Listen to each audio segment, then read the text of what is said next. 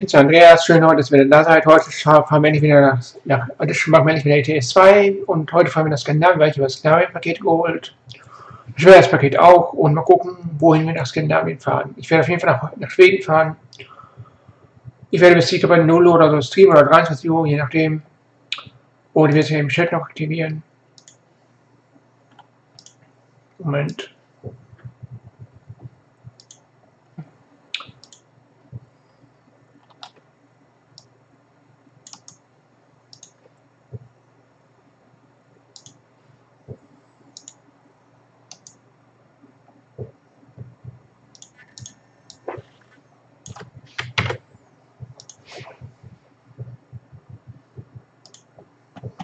Der Chat aktiviert.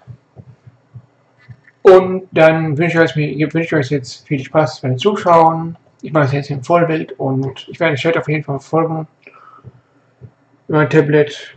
Und dann wünsche ich euch viel Spaß jetzt beim Mitfahren.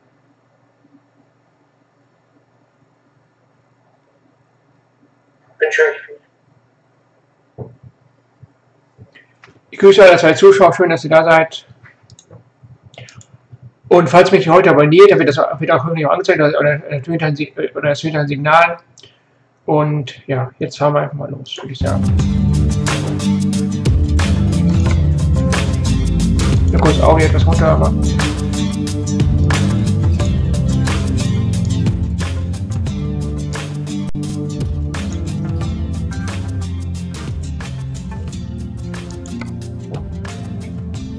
So, gucken, was wir Aufschläge haben.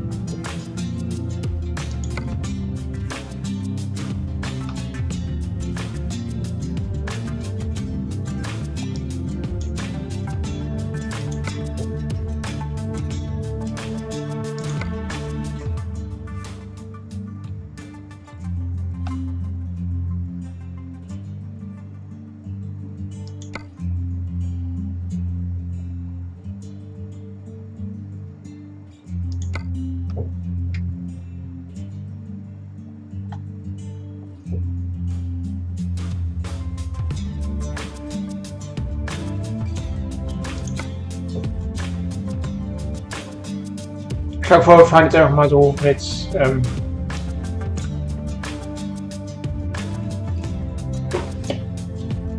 Odense ist in Schweden, da haben wir eben auch noch gesehen.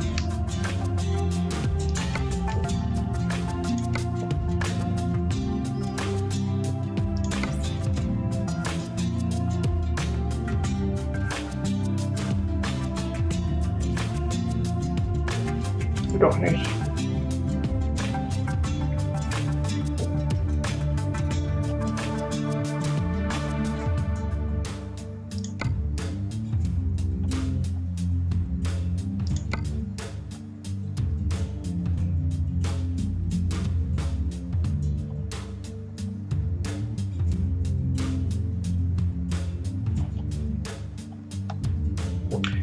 So, wir fahren jetzt einfach mal los. Wir fahren nach Odense.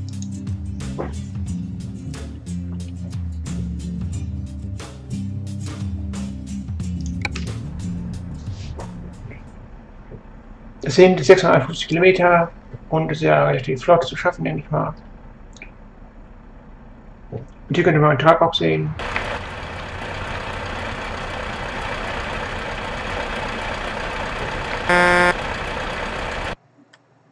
Ups.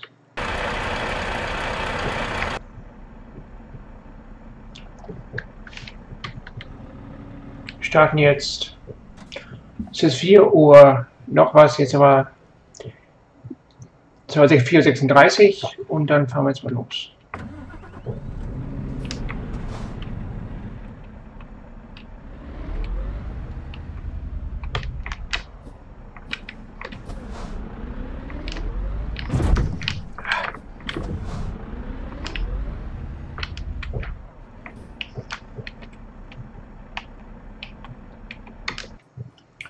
So, etwas für Einstellungen gucken.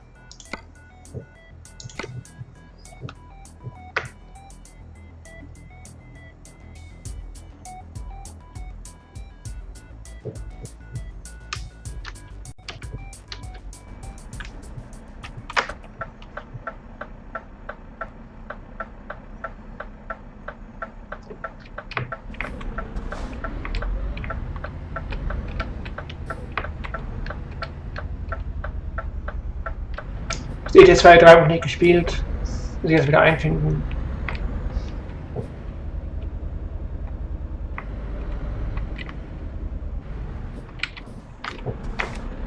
Ich war Licht an. Ah, scheiße. Entschuldigung.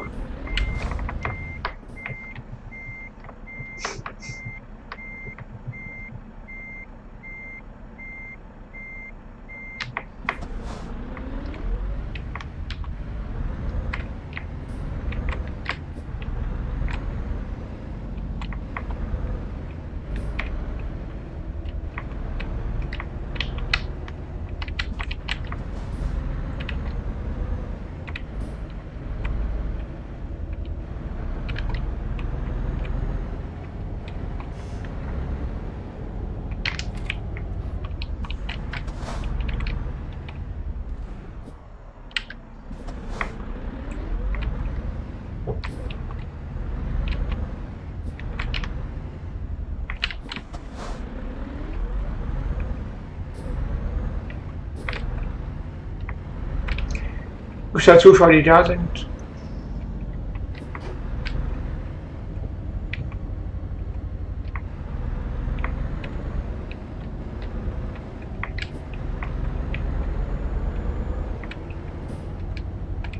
Slalom. Ja, schon 2% Schaden hier.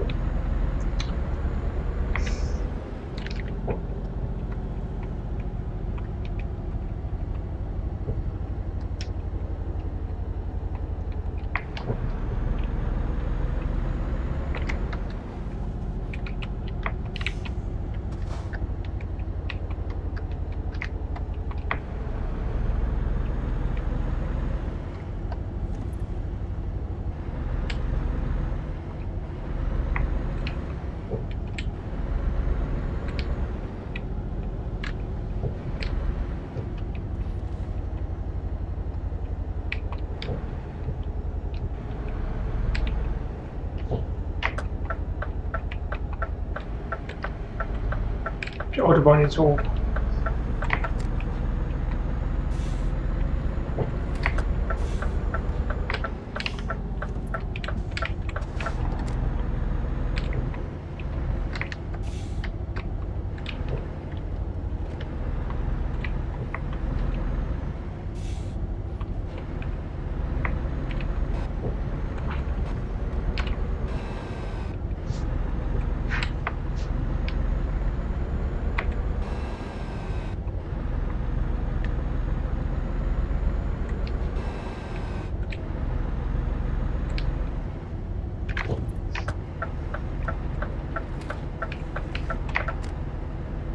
Zu wenig los auf der Straße hier.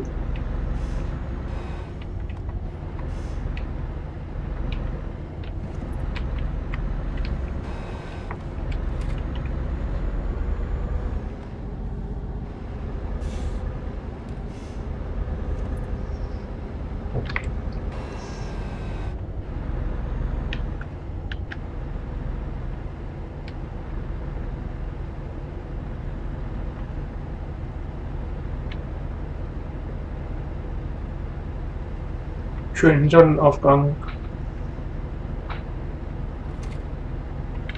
Wir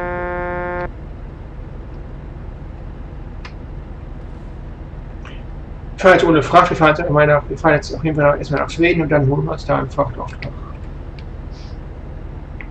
Und da sind wir in 8 Stunden 45 Minuten. Spielzeit, keine Realzeit.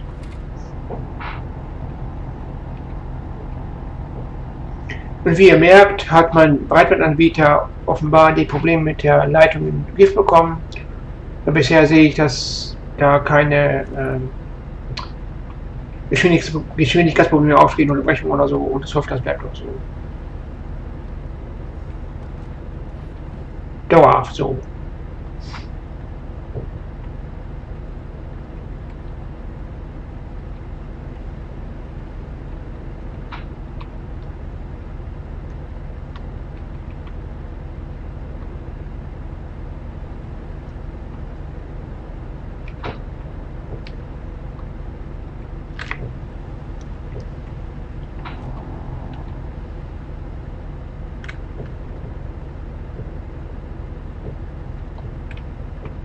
sind 8 Stunden fahren und wir haben 6, 7 Stunden müssen wir schlafen gehen. Das heißt, wir werden wo wir knapp in Schweden sind, dann wohl eine Pause einlegen müssen.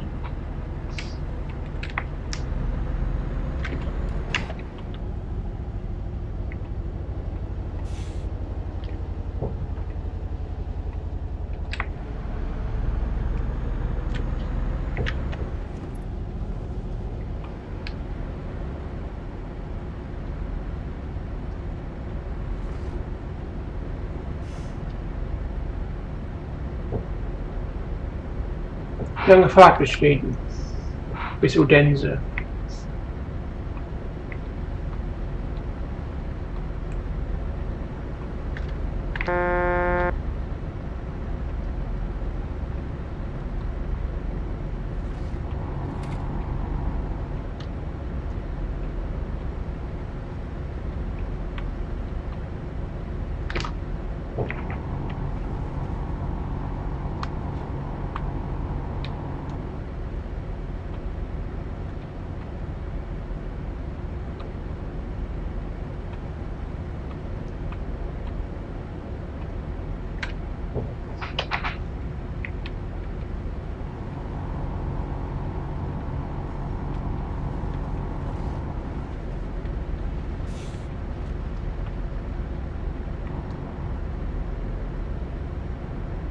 Oh, die Emily konnte kein Auftrag anziehen. Das wäre jetzt doof.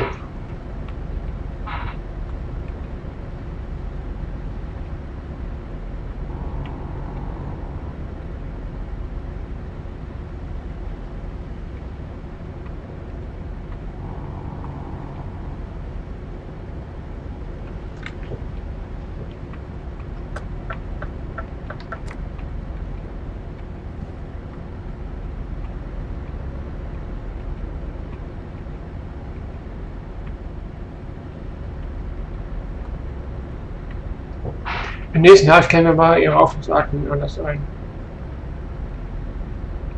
Oder die von Emily.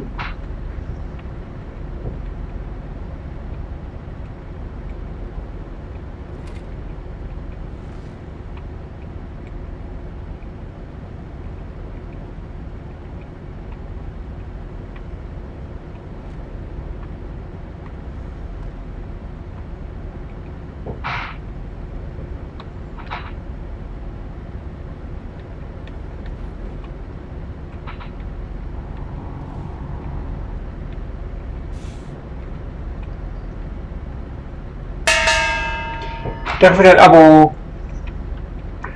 Hallo Flosch. Cool, dass du da bist. Also Full Throttle finde ich ein witziges Spiel, das LucasArts-Spiel, das ist ja ein Klassiker. Die Sprüche vor allem. Ich habe das zwar damals nie selbst gespielt, weil der Rechner zu schwach war. Aber ich denke, das werde ich mir wohl auch bei Steam holen.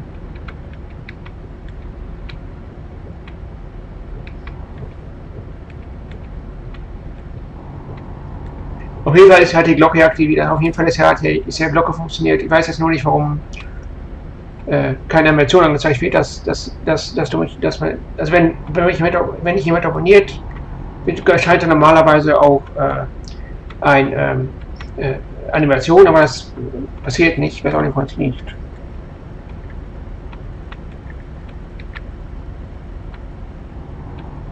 Der Monkey Island, da habe ich auch alle zwei Teile gespielt, ja. Und Indiana Jones alle Teile. Wobei ich Indiana Jones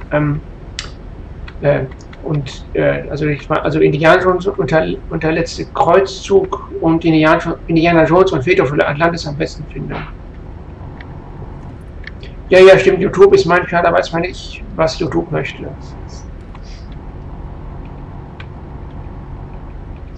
Und ich bedanke mich auch bei allen vielen, jetzt 54 Abonnenten. Schön, dass ihr mich so unterstützt und supportet und mir die Treue hält, auch wenn ich mega kleiner Kanal bin. Und ich bin mega froh, dass ich euch als Abonnenten habe. Und bei mir wird auf jeden Fall auch jetzt auch regelmäßig halt wieder streamen, weil bald waren Probleme. ausgelöst. Und jetzt legen wir halt unseren Passagier, ich meine jetzt unseren Truck auf schlafen.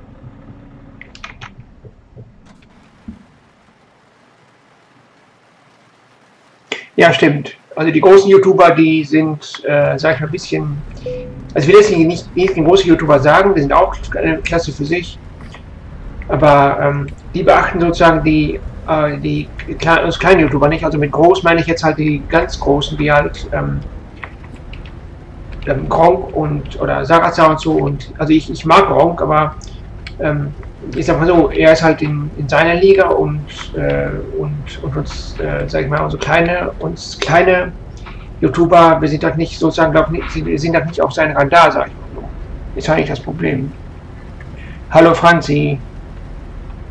Auch schön, dass du da bist. Und wir fahren heute nach oh, danke für den Abo, Franzi. Das heißt, der ist habe ich 55 Abonnenten. Schön. Cool.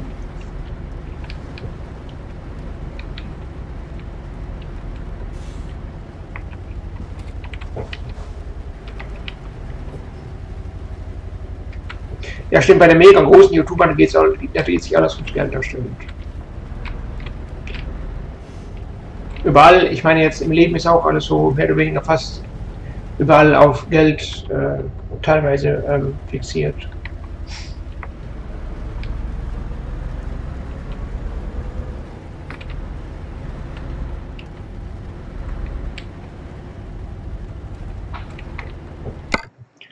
Kurz Pause machen. So. Ja, doch nicht.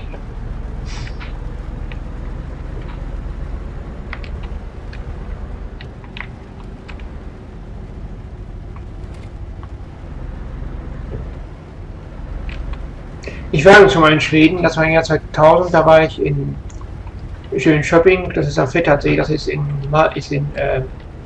sagt auch in Småland, also in Südschweden war das. Und wir fahren jetzt nach Odense, frachtlos, weil ich will jetzt in Schweden Fracht holen und dann will ich mal Schweden erkunden. Und in 6 Stunden, 5 Minuten sind wir in Schweden. Und wir können auch 10 Stunden aufbleiben, das heißt, wir werden auf jeden Fall wach in Schweden ankommen.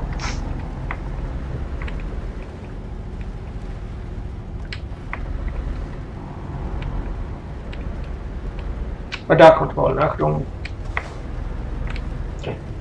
Bei der Radarkontrolle ist damals die Dimpelmotor von meist auch bei Wolzenbus unterwegs. Muss man aufpassen.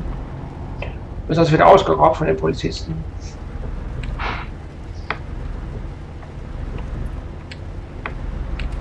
Ja, Schweden hat eine schöne Landschaft.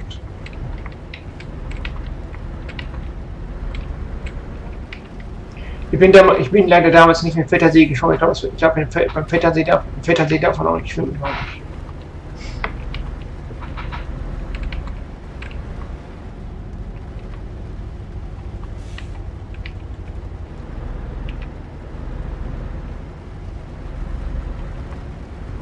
Wir sind von Dortmund aus gestartet.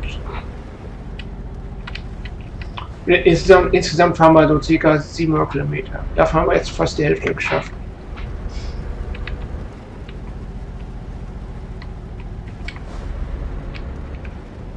Und die ETS 2 spiele ich ungefähr seit, ja wie lange spiele ich schon? Seit ca. 8 Wochen. Ja, also ungefähr seit Mai, ja. Also so 2-3 Monate schon, ja.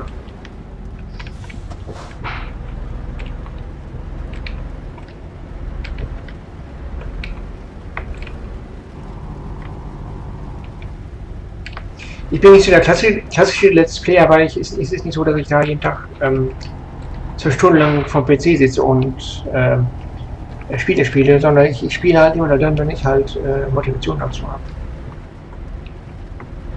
Ja, also ETS 2, das ist schon echt, also die Grafik und so und die Strecken und auch hier und da halt passiert was Witziges oder nicht so, und auch man sieht halt auch hier die Details, sind zum Beispiel da oben, die wir sehen könnt, ja, die sagt auch Windräder, also das sind halt so, sind auch Details zu entdecken, so. Ich finde es ein bisschen doof, dass man bei ETS 2 als Fahrer nicht aussteigen kann. Das hätten sie vielleicht noch einbauen sollen, dass man als Fahrer selbst aufsteigen kann. Das wäre zumindest noch realistischer. Realistischer dann.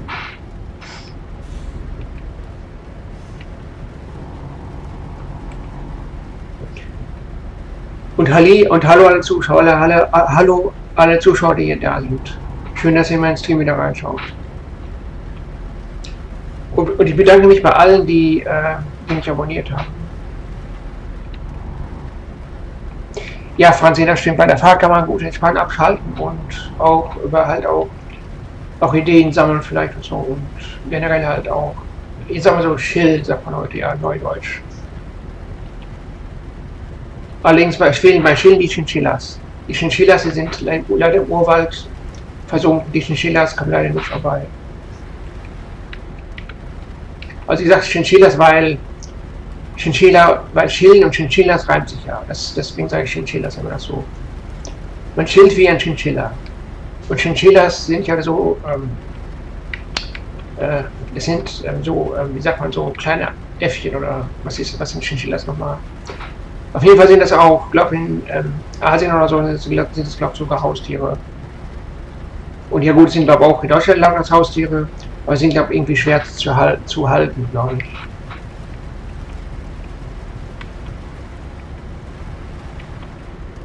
Sind nicht so pflegeleicht, glaube ich. Die Chinchillas. Ist ja ein schöner Schütten, also das ist in Schottland hier.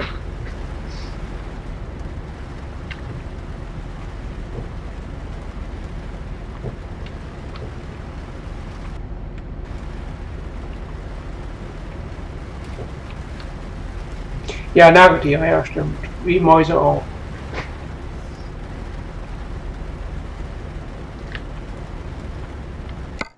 Ups, ja, was soll das jetzt? Radio.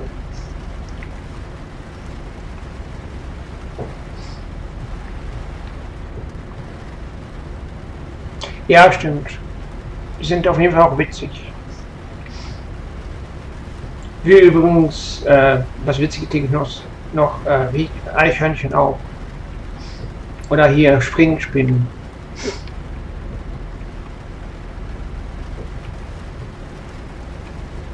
Oder hier Papageien. Und wenn sie die hier. Es hört ja gar nicht auf zu regnen hier. Ich habe den Regen nicht bestellt. Bestimmt eine Christine den Regen bestellt. Oder so, keine Ahnung. Auf jeden Fall ich weiß nicht.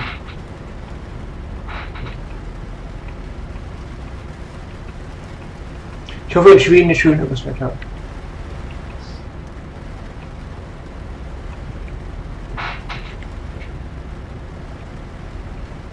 Ich komme übrigens aus dem Sauerland. Und woher kommt ihr? Frage ich jetzt mal so konkret alle, die im Chat sind. Also Franzi, Flosch und die noch da sind, sich aber still verhalten.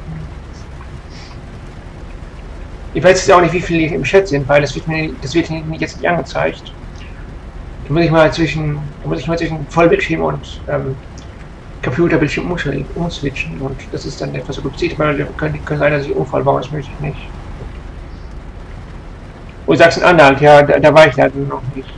Ich war höchstens letztens in Thüringen, da war ich in Bad Salzung, da war ich in der Merkas Salzerlebnisbergwerk, da war ich in der Salzbergmine 500 Meter unter der Erde, da war ich Sommerparty mitgetanzt. Das war echt super da, also 500 Meter unter der Erde, Sommer tanzen, das ist schon echt ein mega Erlebnis gewesen. Kann ich nur empfehlen. Leider ist es dieses Mal letztes Mal gewesen, weil es auch für die Organisatorin sehr aufwendig ist. Und auch nicht gerade billig, denke ich mal. Ja, und das Ticket hat 70 Euro gekostet. Und ich bin 6 Stunden mit dem Zug dahin gefahren. 6 Stunden. Aber insgesamt hat sich das gelohnt. Schon. Auch wenn hier und da das nicht so toll war, weil es Stadtfest war und ja, also ich sag mal so, es hätte hier und da besser laufen können. Ja, stimmt, da unten war die Luft schön kühl, aber auch sehr hohe Luftfeuchtigkeit, das war es auch so. Und mir hat es aber Spaß gemacht und die Musik war toll.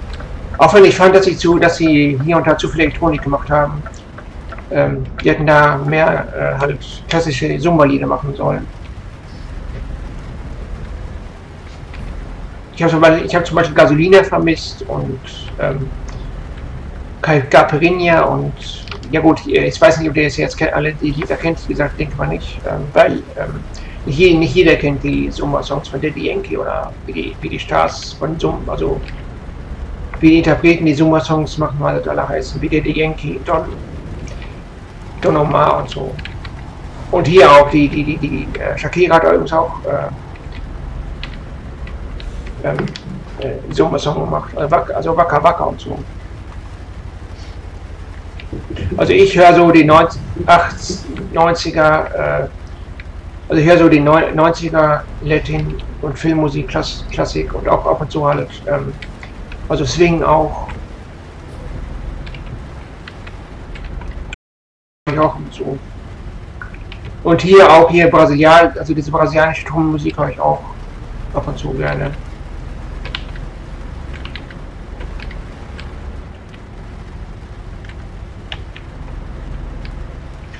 Wir fahren jetzt auch 215 Kilometer, dann sind wir in Odense. Die 80er Jahre mit Nena und so, ja.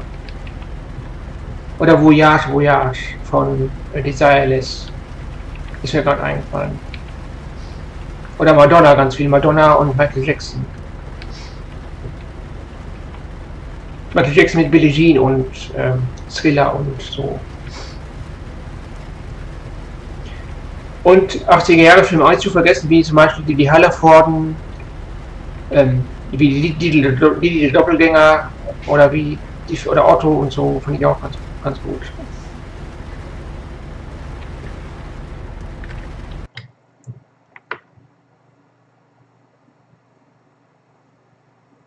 Ja, danke Schloss, dass du da warst und ich wünsche auch viel Erfolg bei Full Throttle noch. Und leg auf jeden Fall diesen fiesen Typen, die den Motorclub da reinlegen wollen, das Handwerk.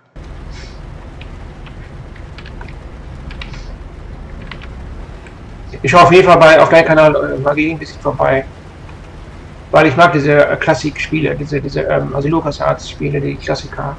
Finde ich besser als die neuen Spiele, die es so gibt.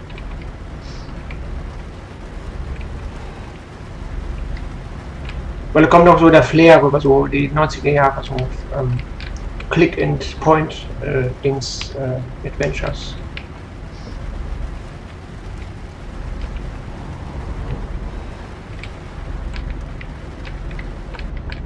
Das schalte ich heute mal aus, weil ich wollte den Regen voll genießen. So. Ich habe einen Regenschirm im LKW an, deswegen stört mich der Regen nicht so.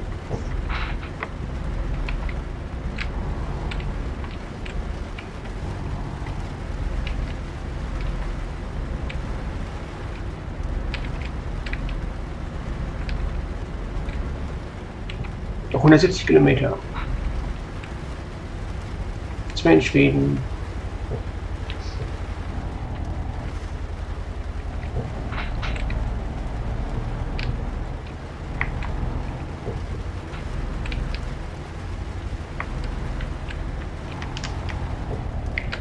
Tastatur zu fahren ist nicht so einfach. Und Lenkrad kaufen ist recht teuer. Ich meine, es kostet ja so 100 Euro und das ist ja nicht gerade ein Pappenstiel.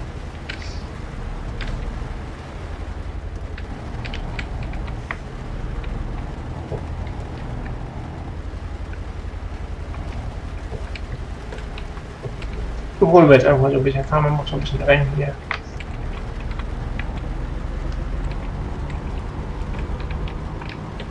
Ist ja nicht ganz erlaubt, ihre Seitenscheiben zu fahren, aber ups, wir dürfen nur 60 fahren, da ist die Polizei. Direkt ein dicker Holzlaster vor uns.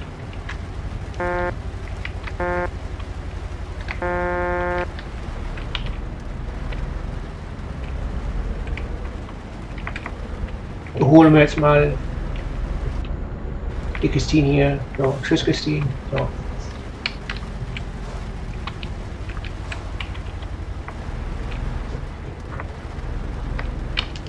Ups, sind wir. Achso, wir sind in Schweden. Ja.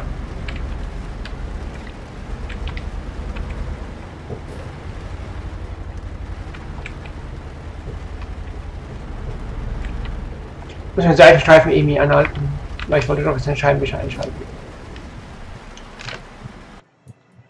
Ich habe jetzt 3 Wochen nicht gespielt und muss ja gucken, wie die Taste für Scheibenwischer ist.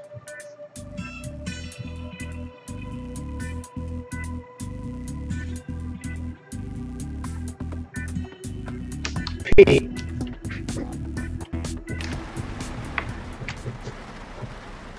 P wie Pia. Jo, jetzt.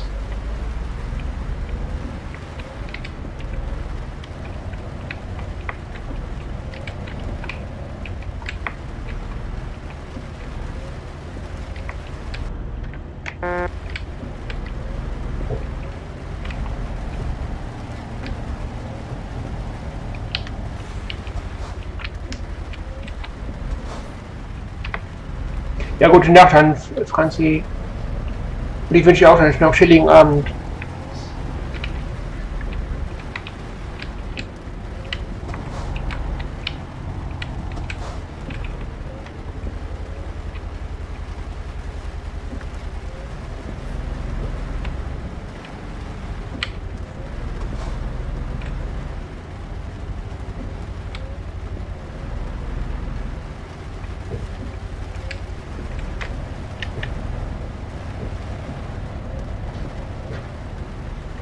Meter bis zum Wald. 100 Minuten, da sind wir in Schweden. Da sind wir in Odense angekommen.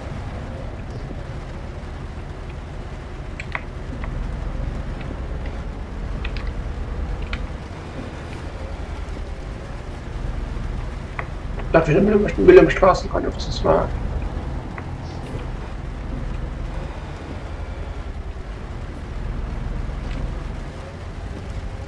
Der Tank ist voll genug.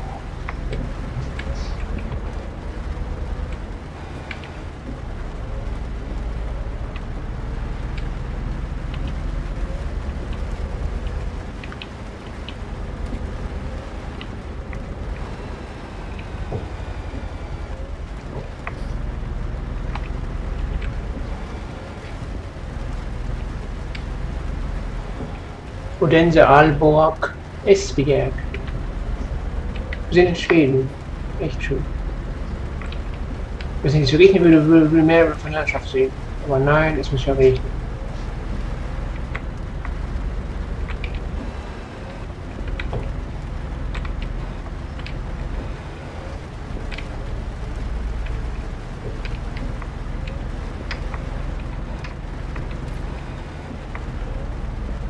Wir sind in 90 Kilometern in Odense.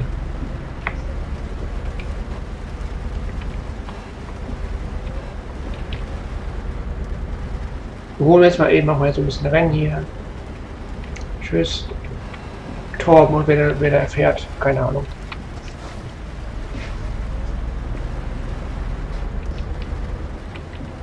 In Schweden heißt ja viel, dann gibt es halt so Navi Torben oder Christine oder Svea oder Svenja oder Sven oder halt alles diese Namen, die ich halt so schön finde. Oder Fenja oder Finja und also ich mag so nordische Namen.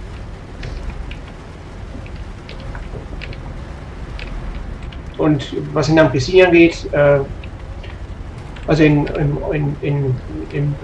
nordischen Ländern ist Christine mit K stärker verbreitet als mit CH oder nur mit C, weil Christine habe ich teilweise auch in nordischen Ländern, in nordischen Ländern auch teilweise nur mit C und ohne H gesehen, was ich sehr ungewöhnliche Schreibweise finde.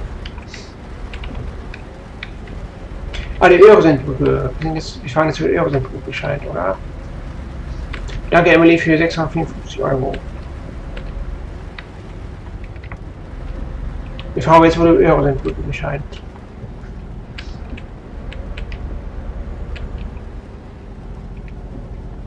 Ich denke, das ist die Öresundbrücke, oder?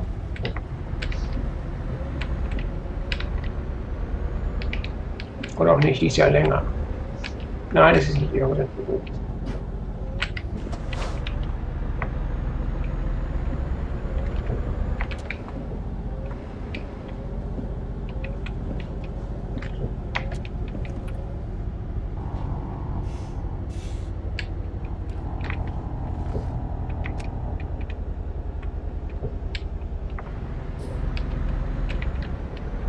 Wir sind gleich in circa 40 Minuten da.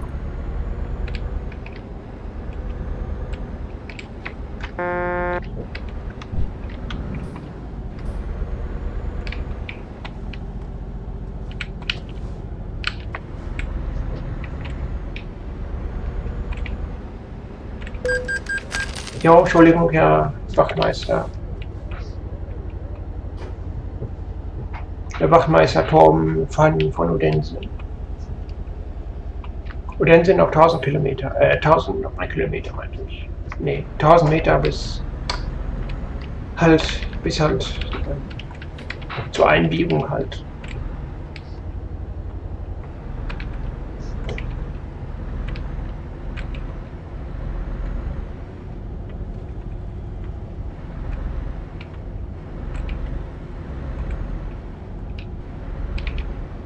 Also gleich sind wir wohl in Odense.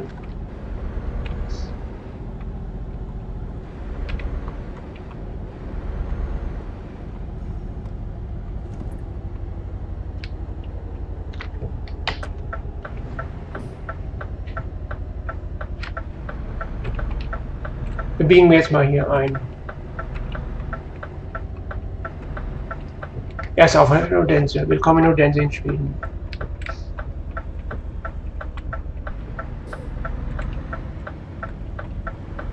Ich werde jetzt unseren Fahrer hier schlafen liegen.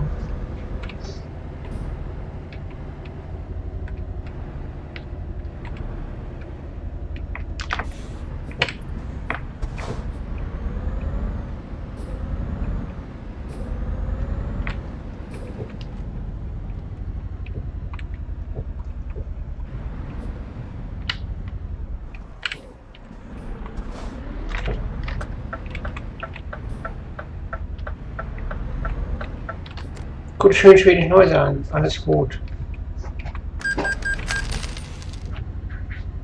Aber wir müssen den Kredit abbezahlen, ja, stimmt.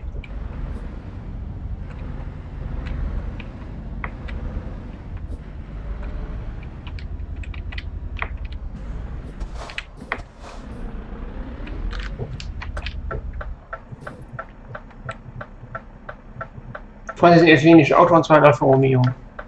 Hallo gegen mich zu 007. Also mir geht's ganz gut.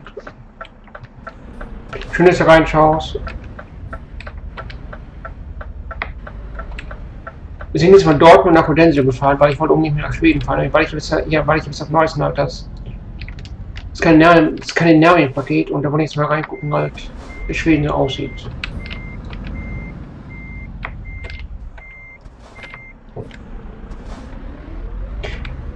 Ja, du bist, wie heißt nochmal, du bist, wer ist nochmal, Max oder wie du heißt. Nee, Quatsch.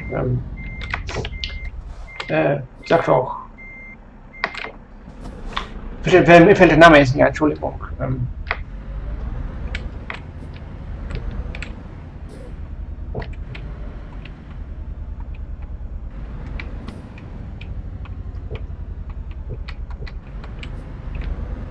Wie ist sogar vorher Blue Studio, oder?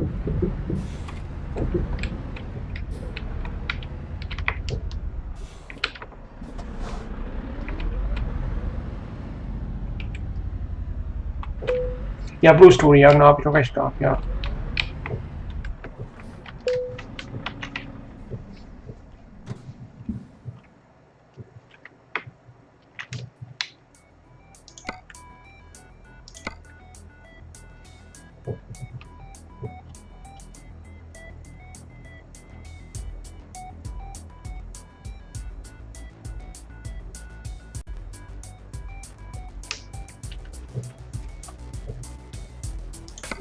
Schauen Sie auf das Angebot an.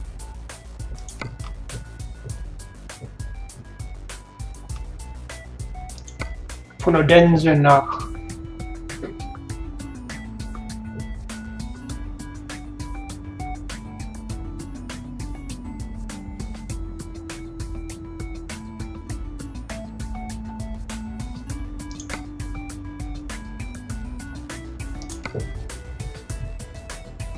Ja, ich kenne den Namen Studio noch, ja.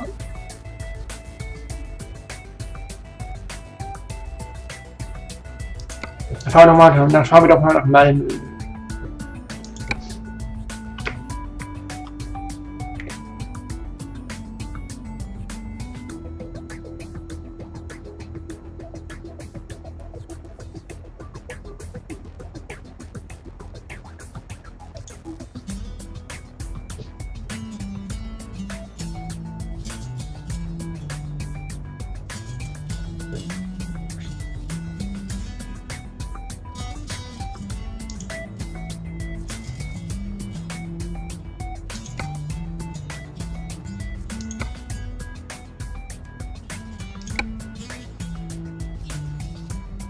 Verpackung, ja, ich meine, ist ja nicht so schwer, oder? Ja, ich weiß nicht, wo der ist. Der hat Sommergrippe.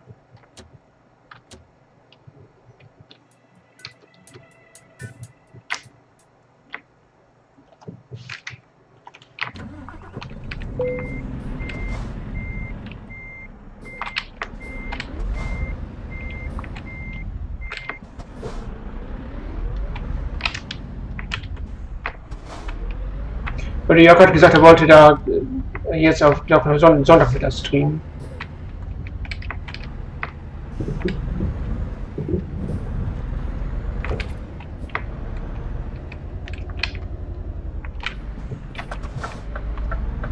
Jetzt wollen wir die Frage, die Altverpackung abholen. Jo, 139 Euro, Dankeschön.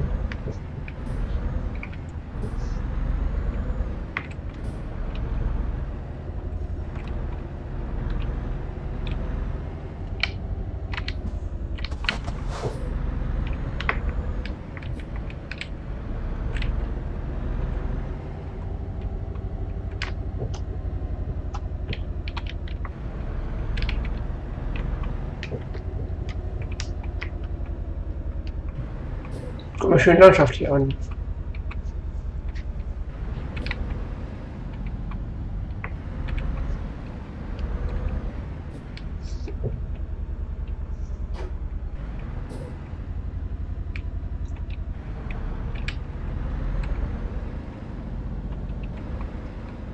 Da ist Ikea.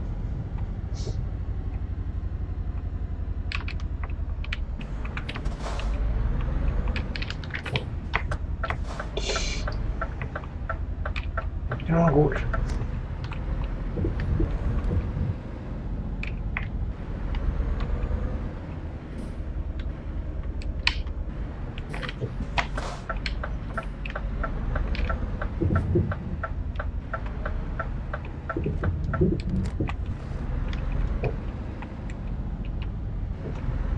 Also müssen die Ikea was abholen, ja. Stimmt, ja. Okay. Ja, ich wusste jetzt nicht, dass Ikea jetzt ist.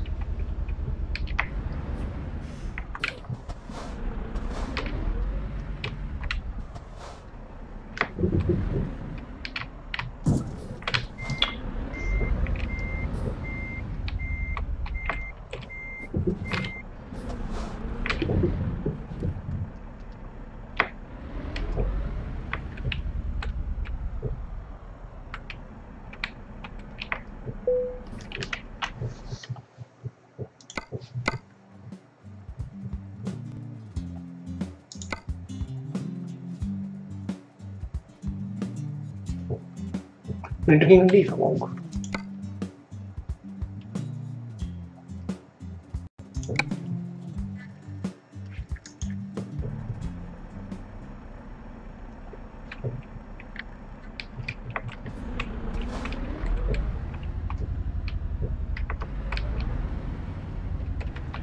Fahren wir zum Ladebereich und holen uns die Altverpackung ab.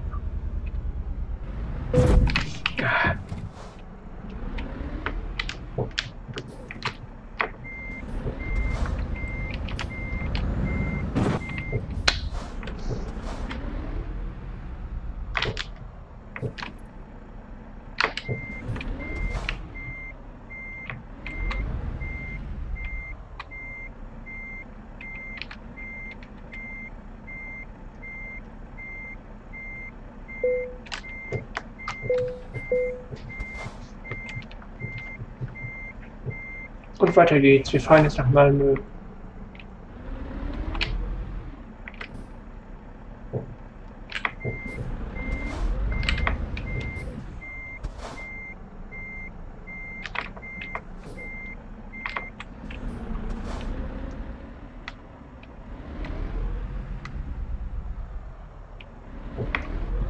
Eine Millimeterarbeit.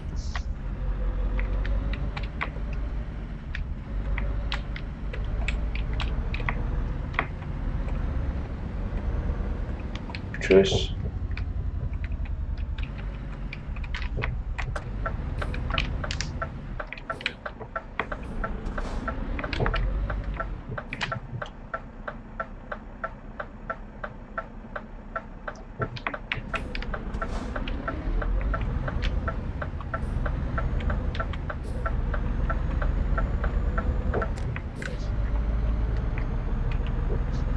Ich grüße alle Zuschauer, die da sind. Und Gaming Studio, wie geht's dir so?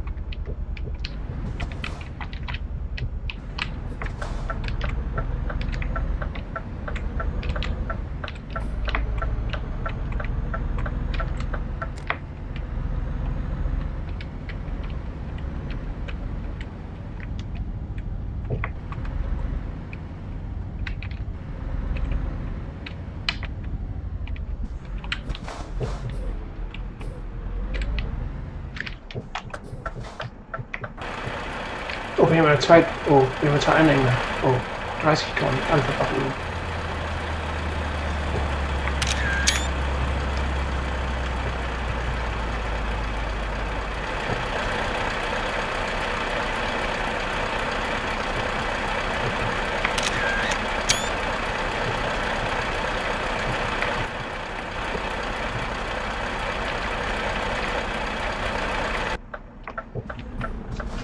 So, alle Fach hier müssen jetzt auf jeden Fall schnell weiterfahren. Ach ja, ich hab's eilig.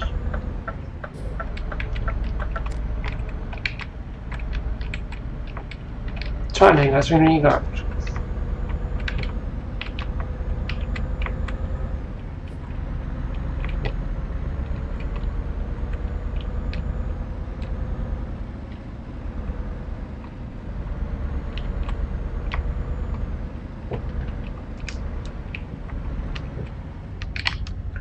Ich muss eben auch eine Route löschen.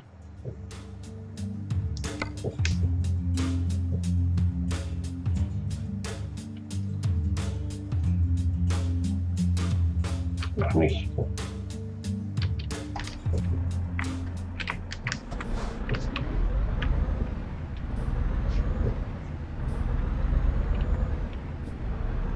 Danke Emily für 900 Euro.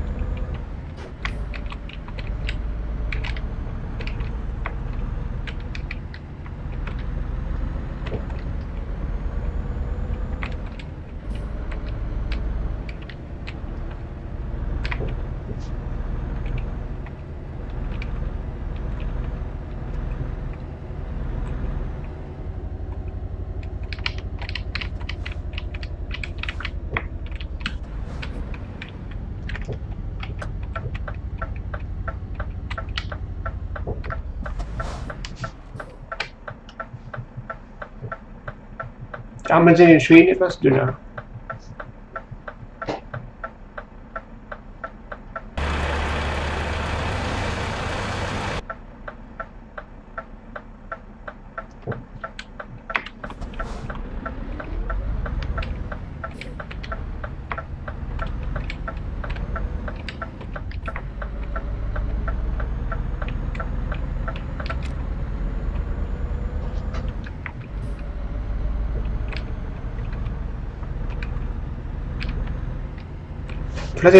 Wir lassen jetzt Odense und fahren jetzt fahren jetzt nach Malmö.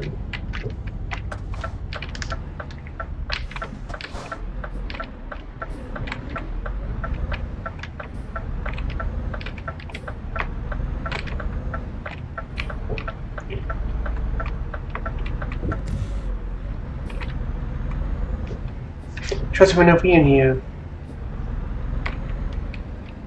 Und sehr schmal ist es hier.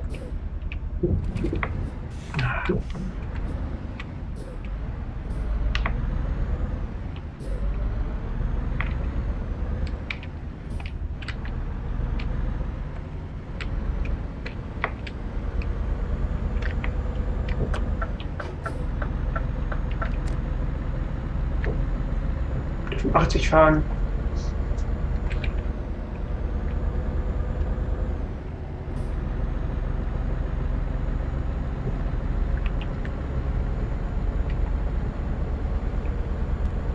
Wir streamen jetzt noch bis 23 Uhr und denken, dass dann 2 Stunden reichen auch.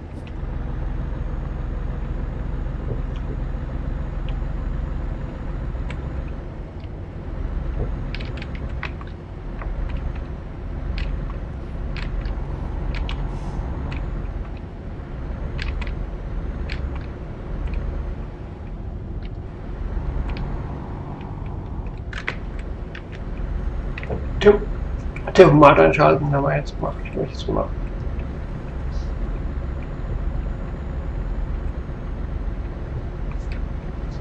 Hallo alle Zuschauer, die da sind. Oh, ein Schiff. Ihn fotografieren.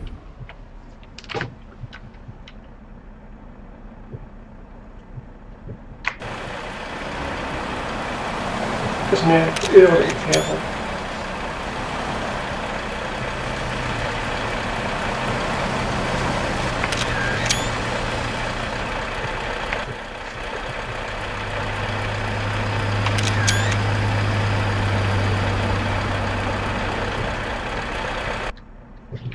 Weiterfahren hier.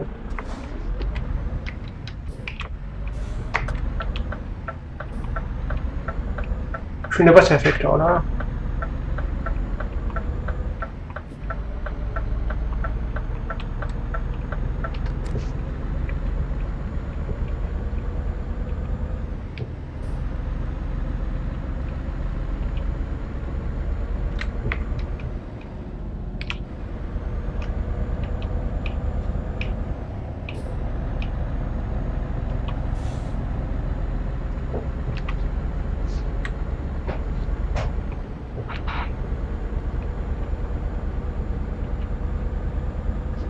Zwei Stunden 90 Minuten sind wir da in Malmö. Zum Leuchtturm. Wind wieder.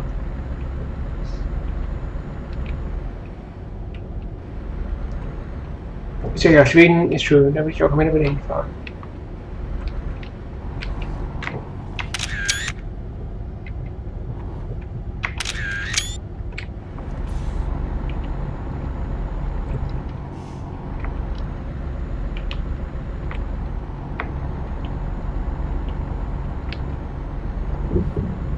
Die Öresundbrücke, das ist glaube ich jetzt die Öresundbrücke, denke ich mal.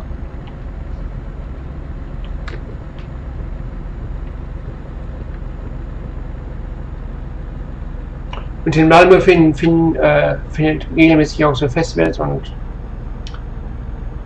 halt Stadtevents und so statt. Habe ich mal gelesen.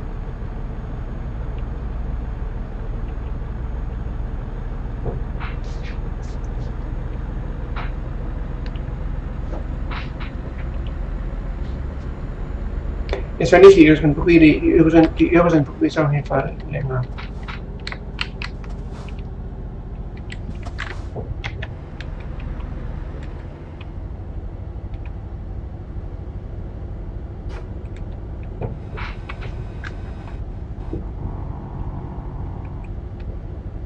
Oh, Zoll. Quatschmaut.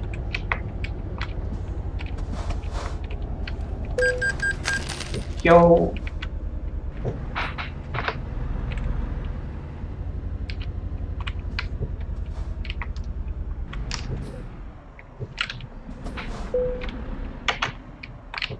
Zahlen für 30 Euro. Die langen ja zu. Also. Gut, für 30 Tonnen, ich meine, gut. Das ist halt noch gerechtfertigt.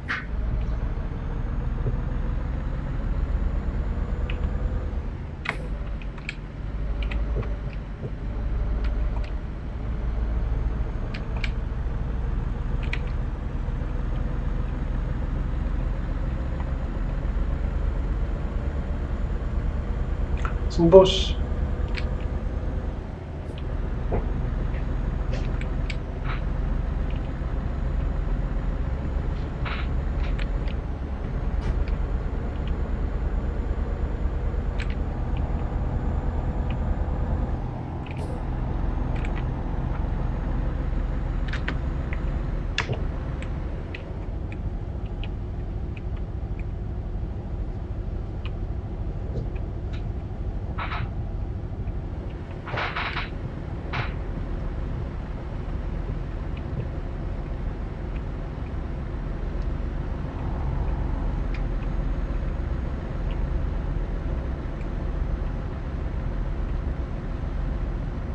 Ein Wohnwagen.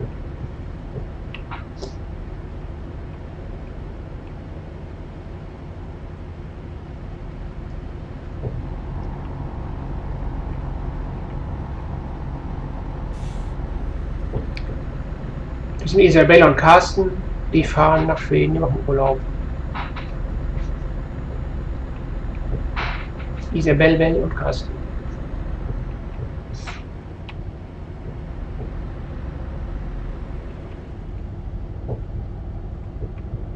Das ist der klasse YouTuber, das ist ein Let's Player Kanal, und zwar TH und TN, das ist ein länger Name.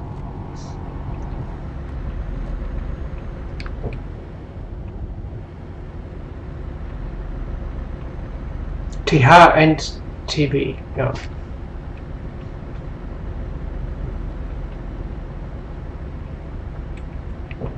Auf jeden Fall lustige Let's Plays und auch sympathisch und die macht das ja, das ist ja Fährmann, ja, und die, also ich bin gerne bei, die auf ihrem Kanal, weil es auch immer lustig ist und so und ja, immer was zu lachen.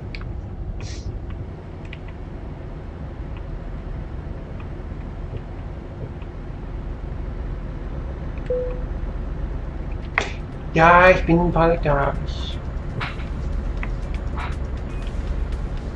Sollen wir uns beeilen? Und Gas geben hier.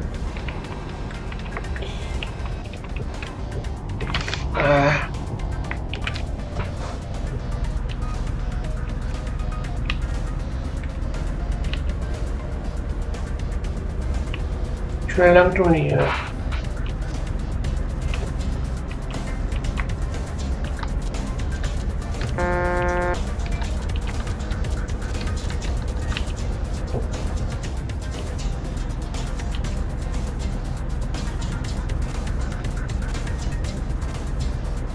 Auf der Brücke. Der Disponent soll jetzt noch nicht heulen, ich bin auch schon unterwegs.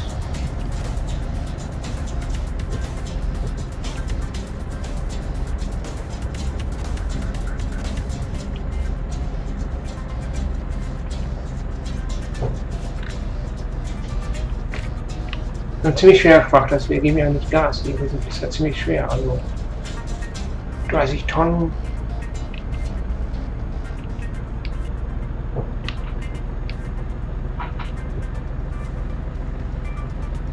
Und nicht vorwärts hier. Hier schöne lange Brücke hier. Und toller Wassereffekte.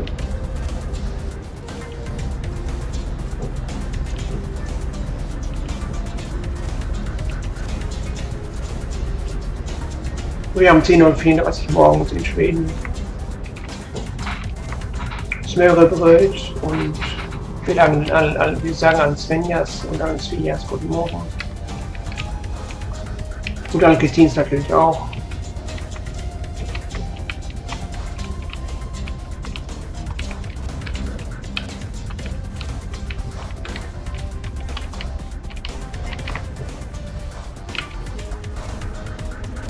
Wieder eine Maut.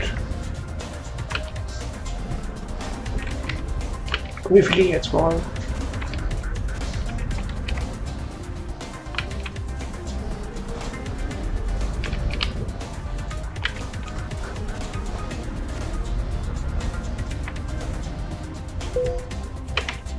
€120. Die langen ja zu.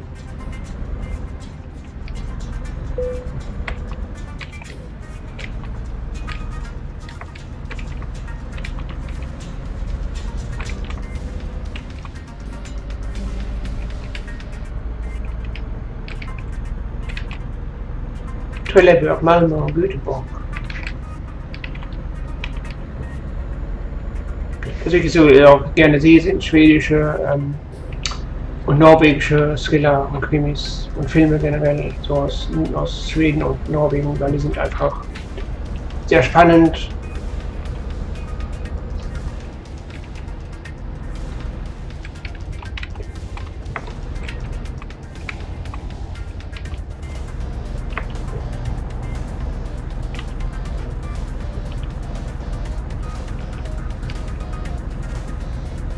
30 Minuten, noch Zeit. Ne, müssen wir noch. Ja, muss uns jetzt beeilen.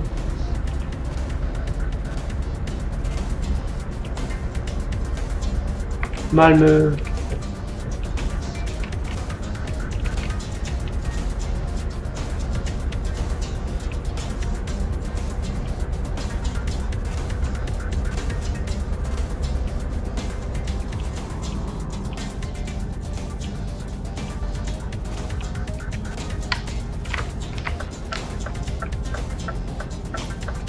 Müssen wir hochjumpen hier. Ich meine vorsichtig fahren, weil wir wollen ja hier andutschen.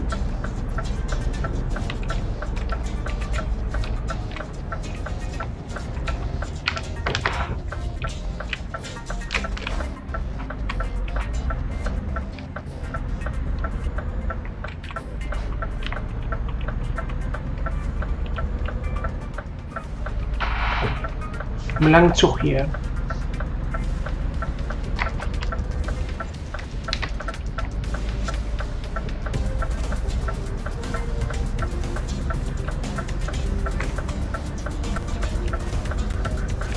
Willkommen in London. Ich will auch mal real, nicht nur hier im LKW.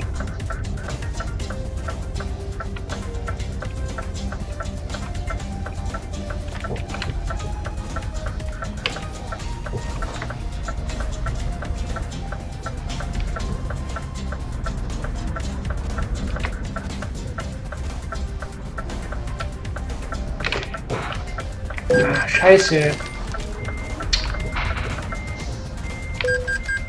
Jo.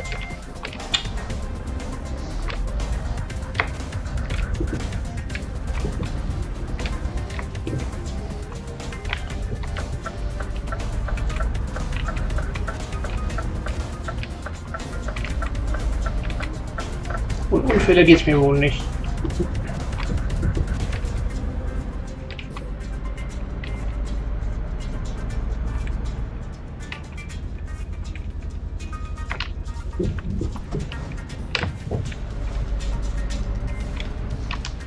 Nicht schon wieder Unfall.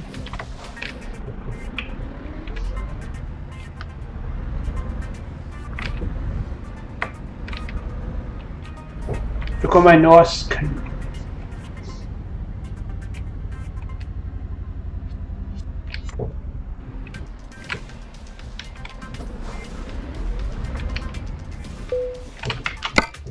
Ich hab's eilig.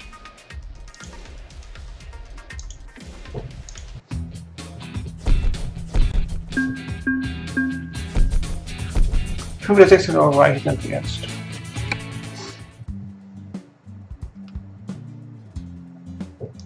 Ich muss auch viel jetzt noch haben.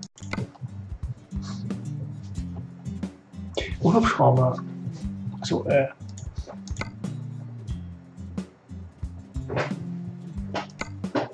Gleisketten.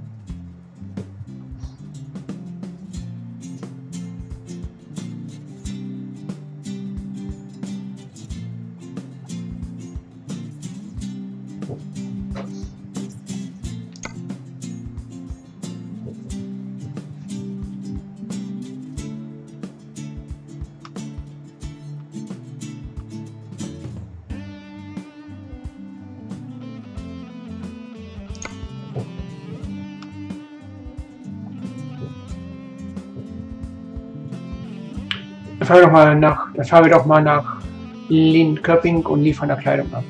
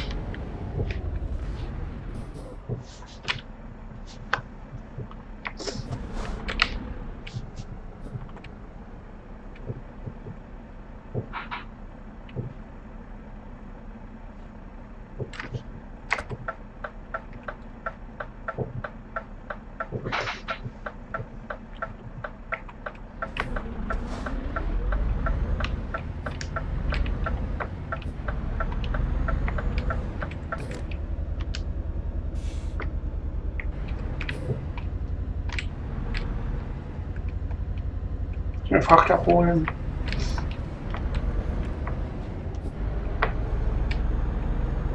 Zur Kleidung für Linköping. Linköping.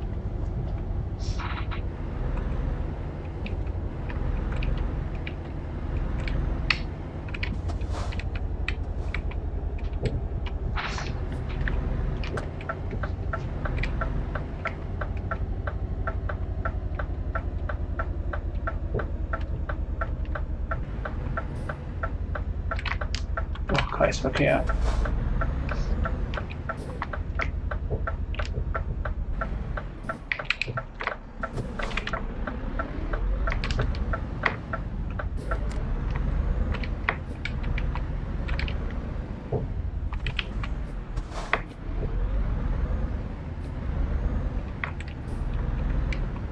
Zum Frachtzentrum hier.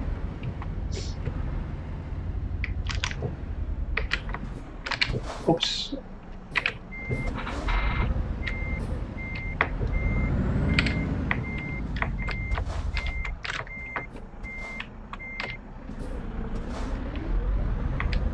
Der Weckertrans.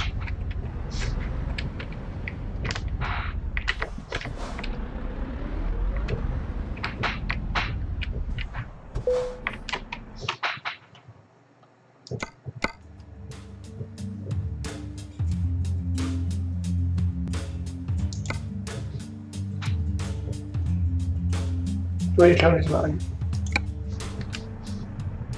Und hol die Fracht ab.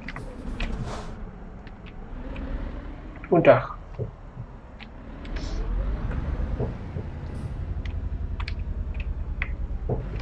So Mini-Container.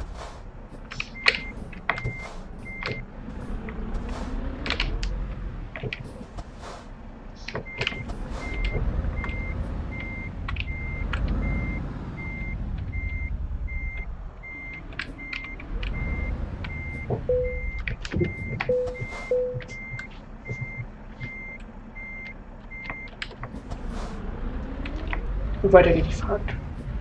Jetzt nach Linköping.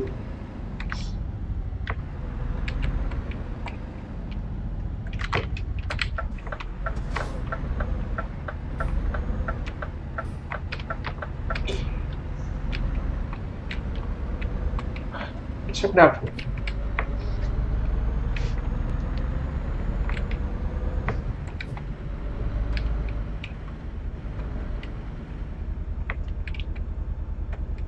Kreisverkehr.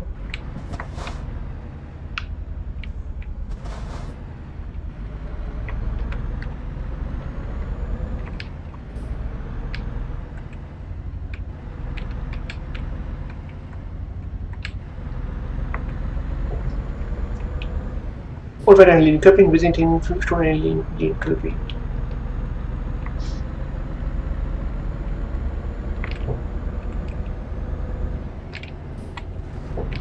Für den Auftrag bekommen wir ca. 11.000 €.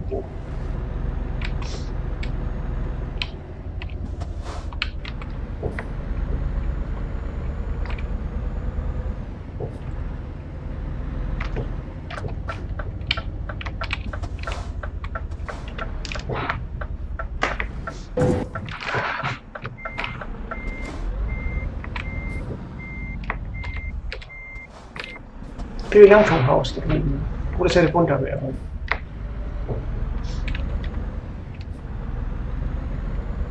Pipi Victualia, Pfefferminzer, Langstrumpf.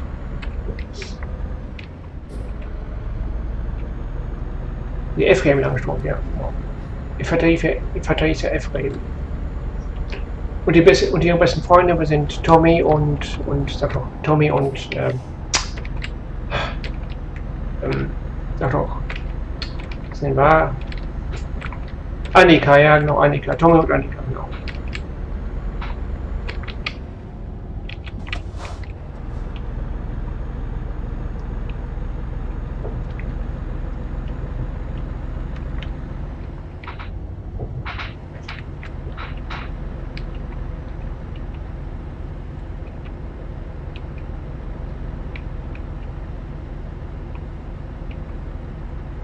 Da passiert Reifenpanne oder Alkohol bekommen.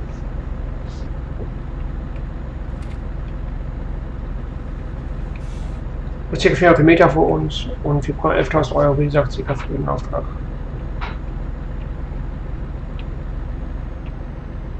Stockholm, Göteborg. Ich fahre jetzt immer weiter in Schweden rein, weil ich möchte gerne alle schwedische Städte kennenlernen, hier, da.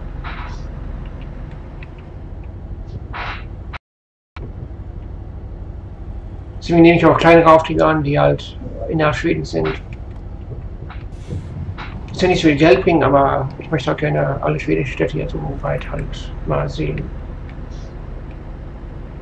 Vielleicht ist ja auch schön Shopping mit dabei.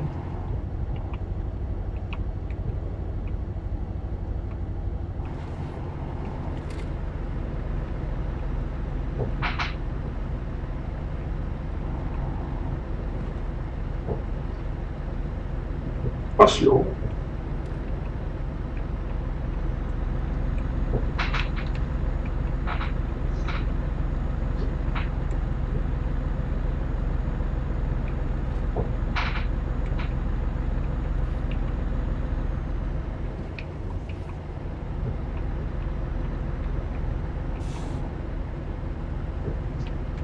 Also ich mache den Auftrag jetzt noch fertig und dann so um 23 Uhr wäre auch nicht zu viel, weil dann denke ich so circa 2 Stunden Stream und das reicht dann auch, denke ich. Ich sehe gerade, es ist gerade Live, ich hoffe, da geht es auch wieder weg.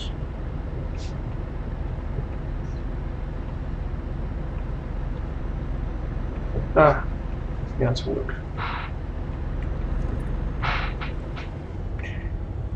Ich grüße alle, die zuschauen und ihr könnt gerne in den Chat reinschreiben und falls ihr mich noch nicht abonniert habt, könnt ihr mich abonnieren, dann erscheint ertönt eine Glocke und das heißt, dass ihr mich abonniert habt. Und ich will das auf jeden Fall lösen, dass auch die Grafik angezeigt wird, weil wenn ihr mich abonniert, normalerweise müsste auch eine Animation erscheinen.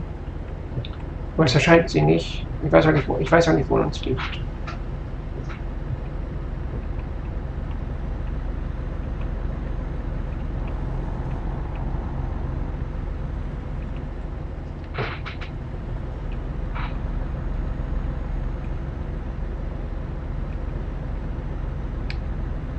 Und 300 Kilometer, dann sind wir in Linköping.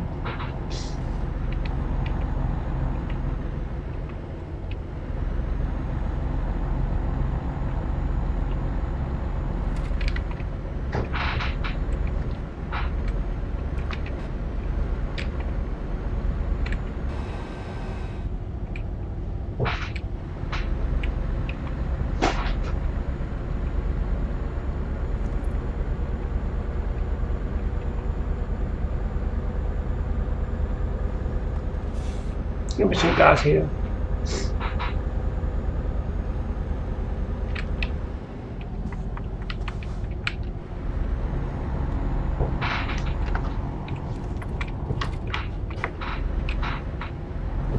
Und wir haben Kleidung als Fracht. Also Schuhe, was weiß ich, Hemden oder Socken. Oder Winterstiefel. Oder, weiß ich nicht.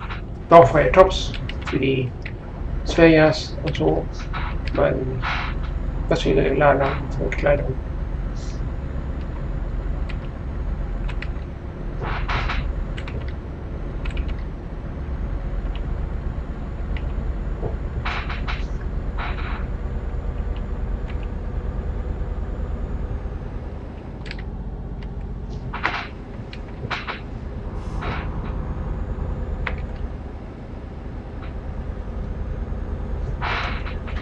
Auf jeden Fall viele Bäume hier, wie spielen wie im Sauerland auch.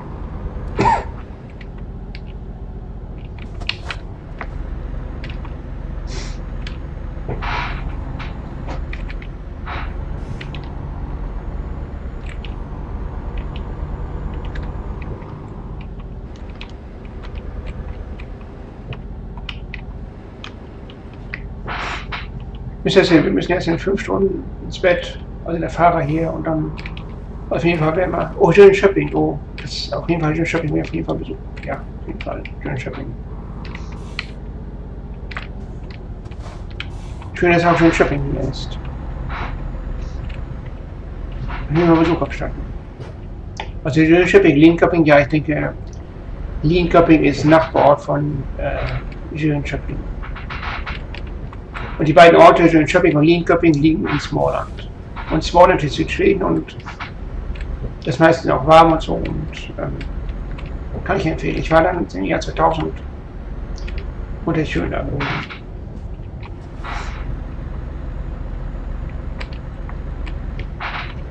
Das sind schnelle Wagen vor uns. Noch 72 Kilometer, also 217 Kilometer, das ist auch ein Pappenstiel, das ist auch ganz einfach jetzt noch.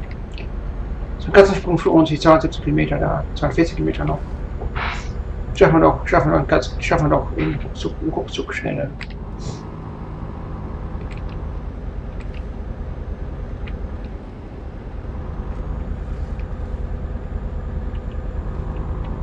Ich glaube, es ist jetzt, das sieht so aus wie ein Sauerland hier. Zwar nicht ganz, aber kommt sehr nah ans Sauerland ran. Viel Landschaft halt.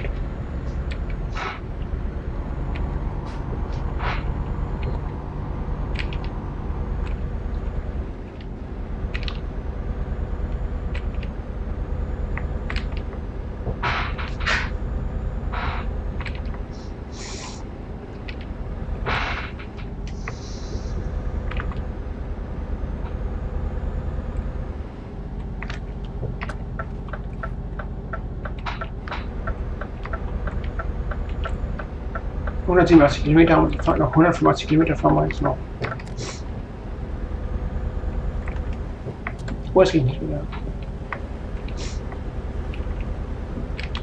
Wir fahren Kleidung halt von Schuhen über Socken, über, was weiß ich, über Sporttops oder Jogginghosen und so, über alles pp. Fahren wir jetzt halt nach Linköping. Ich weiß nicht, wie viel Kleidung wir geladen haben, aber auf jeden Fall Kleidung. Ich denke mal Sportkleidung.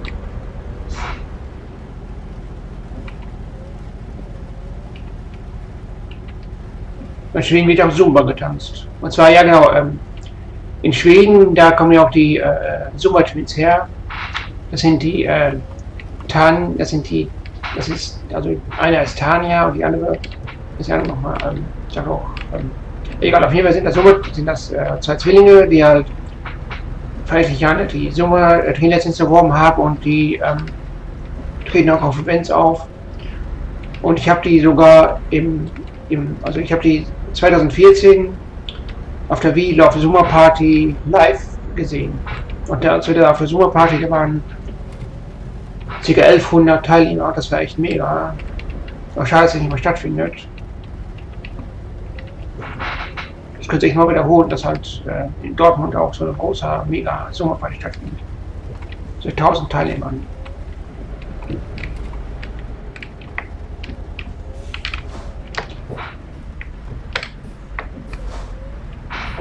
Ganz schön nass hier.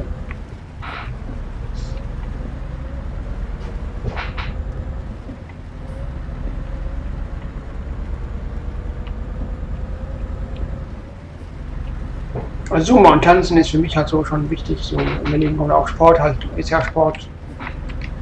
Auch Radfahren und Schwimmen.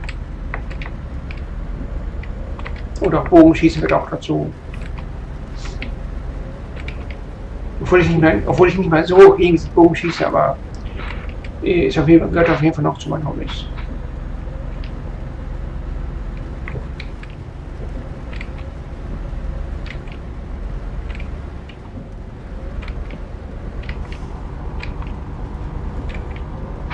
Auf 132 Kilometer, dann sind wir in Linköping.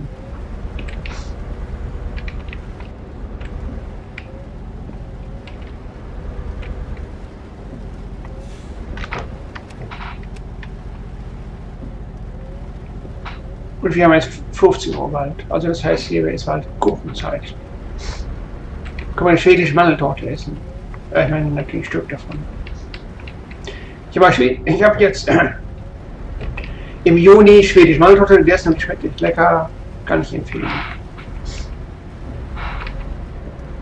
Ist zwar noch aus Lidl gewesen, aber Lidl, also ich will jetzt keine Werbung machen, aber hier Lidl, also Produkte von Lidl. Ist auf Eigenmarke gewesen, schmeckt auf jeden Fall.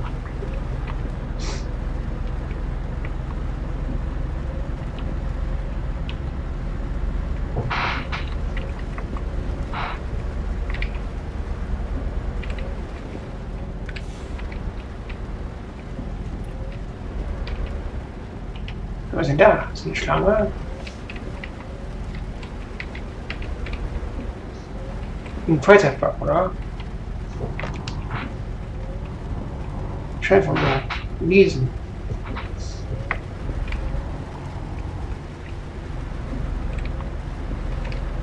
Sag bitte Schweden. Also vielleicht war das Waldtrolle, weil in Schweden sind ja auch Trolle in der Kultur verankert, genauso in Norwegen auch. In Norwegen sind sogar Trolle gesetzesgeschützt. Das heißt, wenn man irgendwo ein Haus hinbauen möchte und da halt Trolle leben, dann darf da zum Beispiel kein Haus gebaut werden. Oder kein Parkplatz, je nachdem. Und in Schweden, da gilt das Jedermannsrecht. Das heißt, wenn du jetzt sozusagen Backpacker bist, also mit Rucksack und in Schweden unterwegs bist, dann kannst du überall zelten. Allerdings nur, wenn du den Besitzer, also wenn jetzt, sag ich mal, wenn du jetzt da auf eine Wiese zelten möchtest und in der Nähe halt so ein Bauernhof ist oder was ich, ein Haus oder so, dann musst du halt da höflich klingeln und dann halt fragen, ob du halt da zelten darfst. Und wenn der Ja sagt oder die, dann darfst du auch dann ein paar Tage auf dem Grundstück, also auf der Wiese, sag ich jetzt mal, von dem Hausbesitzer halt zelten. Und das ist meistens kostenlos. Ich mir aber, wenn man so ein paar Euro vielleicht da lässt, das würde dann auch der Hausbesitzer auch freuen.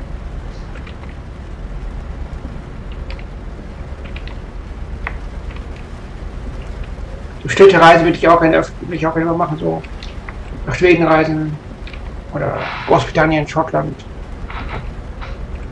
Norwegen, Finnland, Dänemark, so Belgien, Amsterdam, so. Also Europareise machen, so rundum. Also vielleicht so mal 4 Wochen, so mal lang Urlaub machen, so. Vielleicht so sichtbar so 5 Städte auswählen und dann halt immer da so 2 der Tage bleiben und dann halt weiterreisen. Oder eine Stadt auswählen und da halt dann Urlaub machen. Was jetzt noch nicht ist, kann ja noch kommen.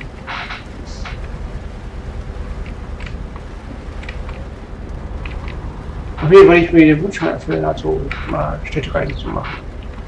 Und nicht nur halt nicht nur Dortmund und so, sondern auch, ja, halt, wie gesagt, halt mehr so europäische Städte, wie halt auch, ja, Malmö, hier in Schottland halt, Stockholm und sowas, Amsterdam, so, halt, London.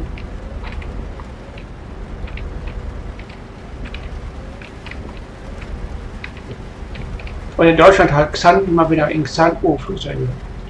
In Xanten. Oh, Entschuldigung, Unfall, ja. Also Xanten, da war ich im Jahr 2008 im Rahmen einer Fahrradfreizeit. Und da ist echt schön, in Xanten ist ja der Römerpark, da wird die römische Geschichte erzählt. Und da in der Nähe, da ist halt an einem See, in Xanten ist dann ein, sag doch, sag doch, einen Moment.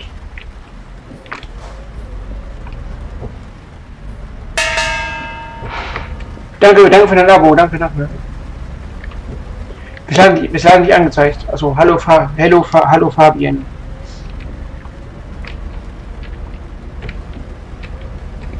Willkommen in meinem Stream. Und danke für dein Abo.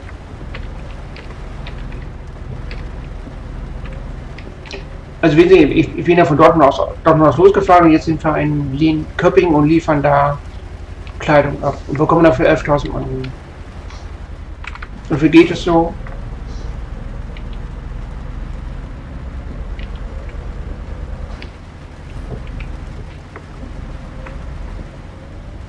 Erster Aufenthalt in Linköping. Kreisverkehr.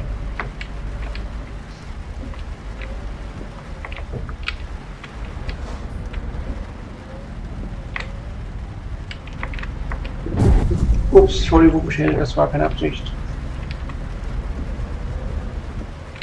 Ist nur verbogen, ich hab jetzt nicht umgefahren, das Schild.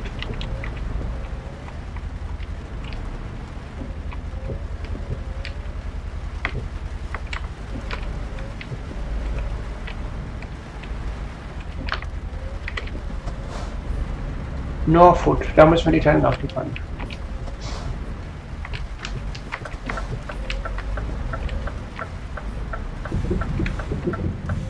%50 Rabatt. Ja, wahrscheinlich irgendwie eine Aktion.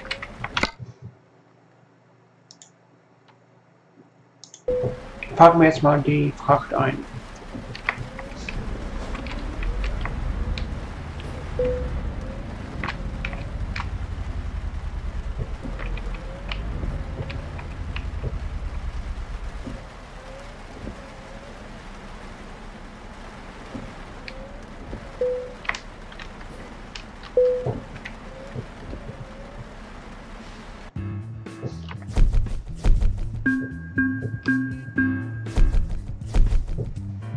€11.000 verdient.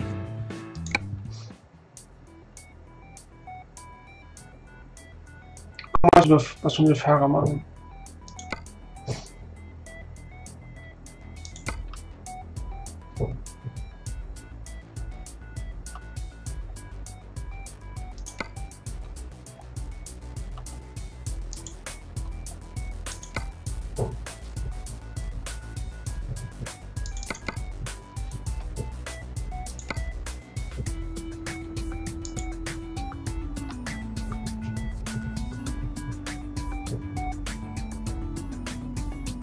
Die Emily hat eine Auftragsfahrt und die macht ca. pro Tag 3.000 € Umsatz.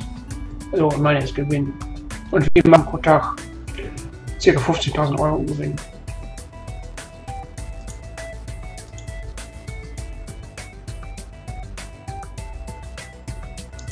Wir können auch hier umstellen und mal gucken, was noch mehr bringt. Vielleicht machen wir die just in Teillieferung, vielleicht bekommt sie da auch mehr. Wie die Fahrtenbuch aussieht.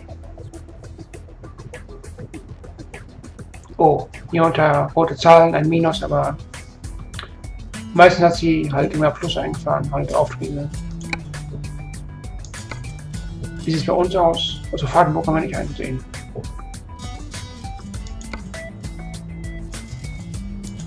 Zu unser Grundgehalt, oh, 800 € pro Lieferung plus 19,73 € pro Kilometer.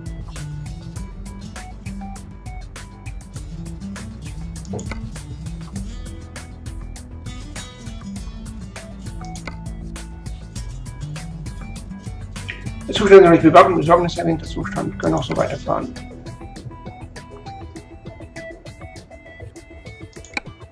Auf jeden Fall müssen wir jetzt erstmal schlafen legen und unseren Fahrer hier, weil sonst gibt er uns um. Das wollen wir ja nicht, oder? Das ist ein Supermarkt weg hier.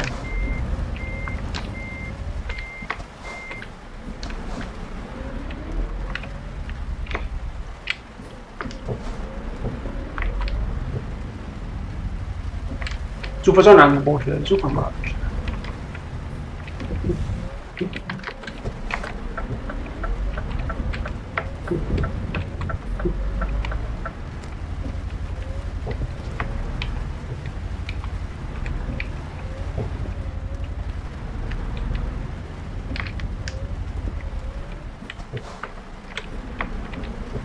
Das ist Hotel. Guck mal, wie die schwedischen Hotels aussehen.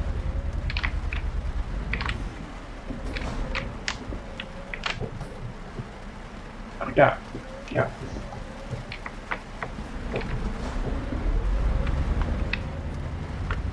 Oh, sieht ja schön aus. Guckt. Wieder schicker aus als in Deutschland, die Hotels hier.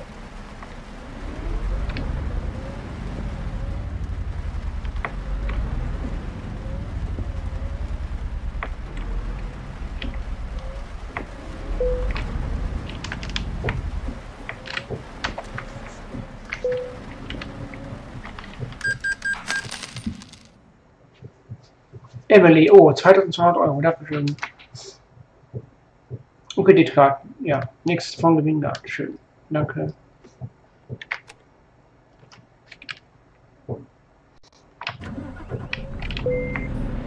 Und hier übersteigert sich die Emily.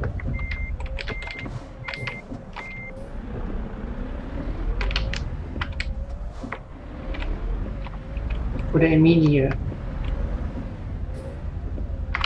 Oder Emily, da gibt es ja auch eine schwedische Sängerin, die heißt Emily und die hat ja den Song gesungen, A Big Big World.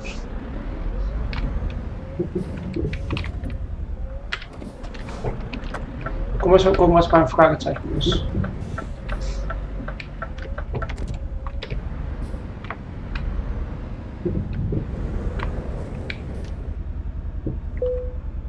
Ach, immer eine MAN-Händler.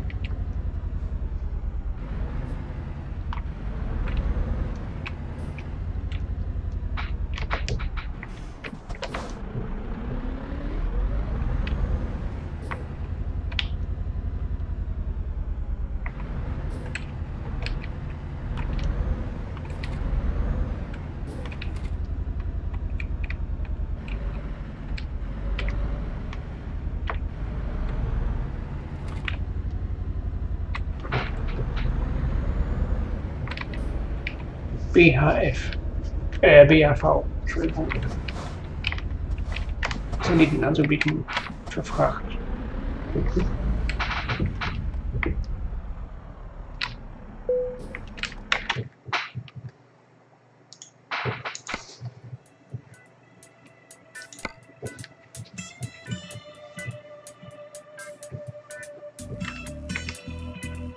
Wenn wir in Schweden bleiben.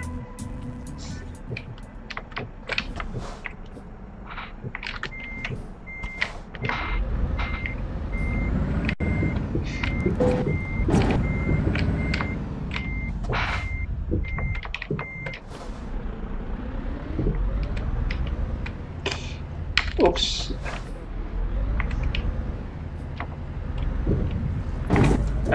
Schild.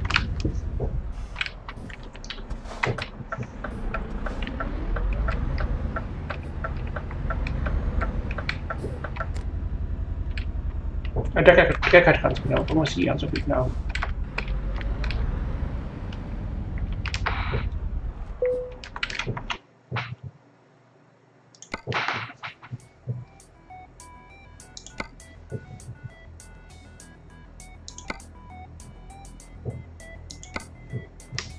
Örebrö. Ja, ich denke, das liefern jetzt noch, wir liefern dann einen Digger nach Örebro ab und dann, ja, dann werde ich streamen.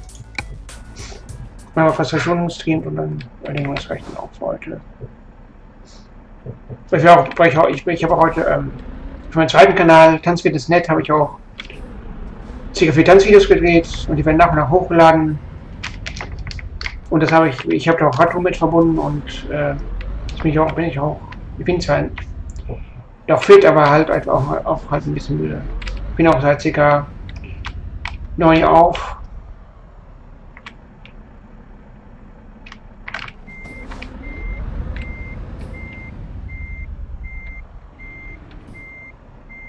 Ich bedanke mich auch bei allen, die ich abonniert haben, bei allen 56 oder Abonnenten, jetzt 56 sind es mittlerweile. Schön, dass ihr da seid und mir die Treue halten und auch meinen Kanal regelmäßig schaut. Und auch Likes und Kommentare da lässt und das zeigt doch, dass ich. Oh, was war gerade passiert?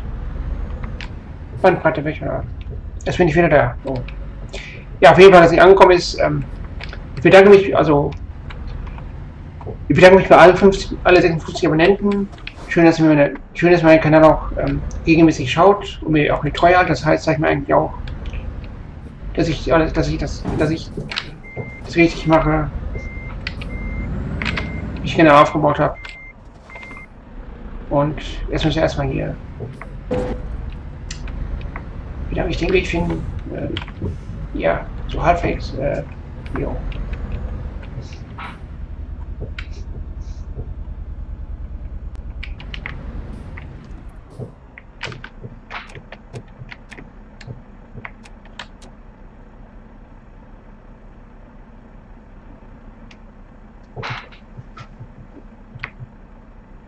Ist mal grün hier.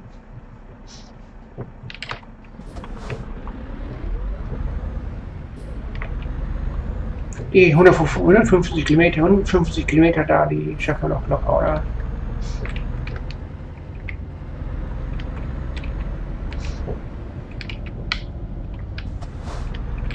Nur schnell die grüne Phase erwischen hier.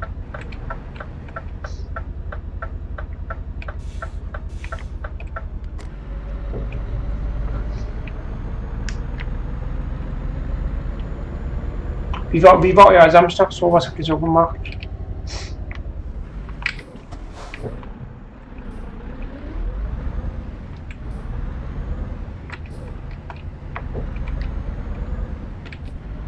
Das ist Schild, was wir jetzt noch so umgefahren haben.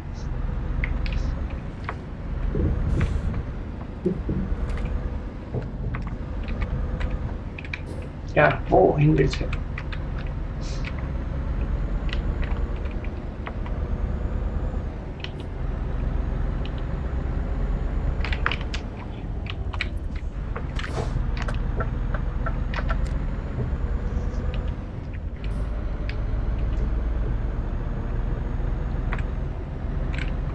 Södertele.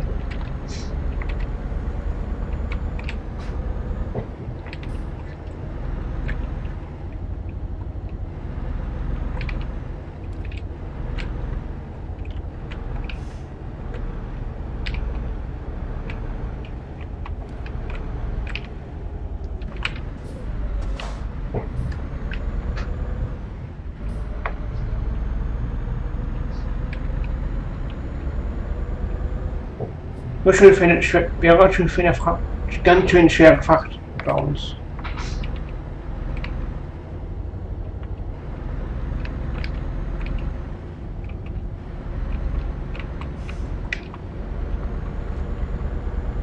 Immer überholen.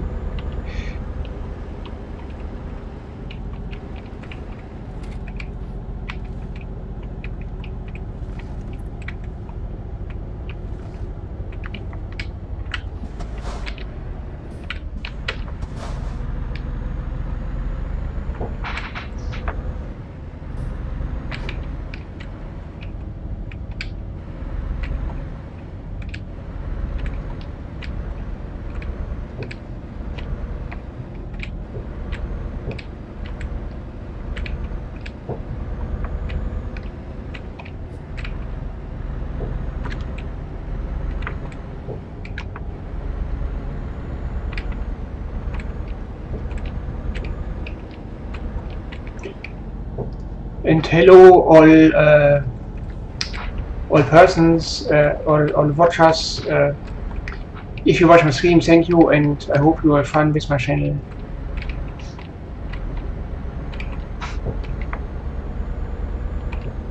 If you like my channel and my content, you can subscribe my channel. And I'm Andy. You call me Andreas. My name is Andreas, but you call me Andy if you like.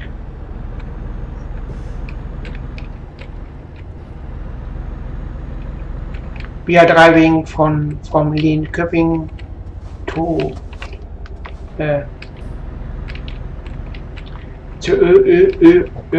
Örebro with transport digger. A digger is a building vehicle for building up buildings. Sorry about my bit English, but I'm a little tired and I'm not a perfect Englishman. I came from the Holland. It's in North Westphalen in Germany,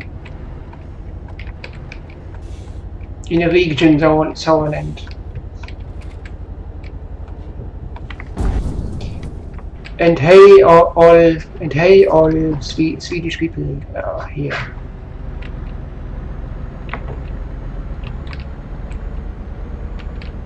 Lovely greetings to all Swedish people here on my channel, and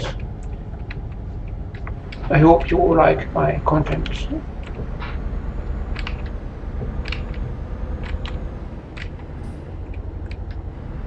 Alex, Sweden very much, and I want to travel in the future to this to your beautiful country again. Für alle, die jetzt sich gewundert haben, weil ich jetzt Englisch gesprochen habe, das war, weil wir auch englische Leute manchmal hier auf dem Kanal haben. Deswegen ist er auf Englisch gesprochen. Nicht, dass es jetzt Verwirrung gewährt hat.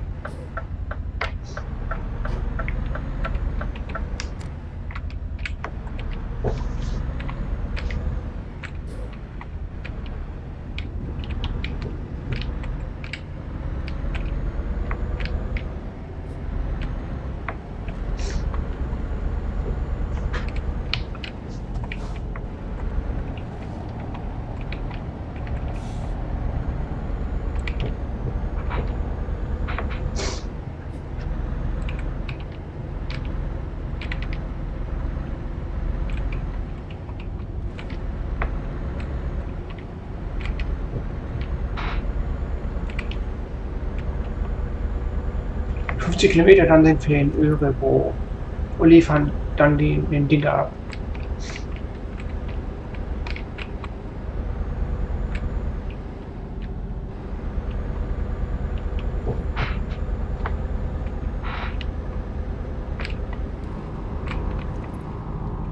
Müssen wir den LKW auch noch bald reparieren, weil die Reifen sind schon rot. Wie ihr minimal sehen könnt da auf dem Display, wo die Karte angezeigt wird.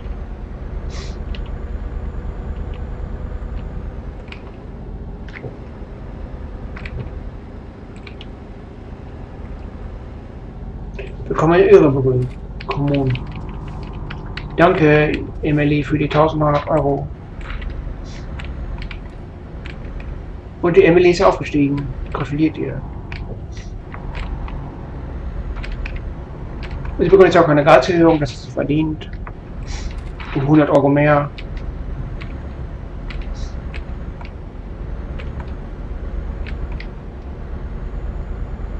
Södertelje. Ich finde die Namen in Schweden so schön halt. Dieses mit Ö und Ä und Ü und so.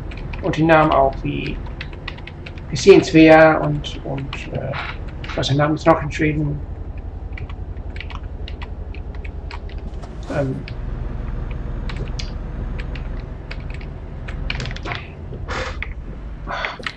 Ups, ja, gerade noch.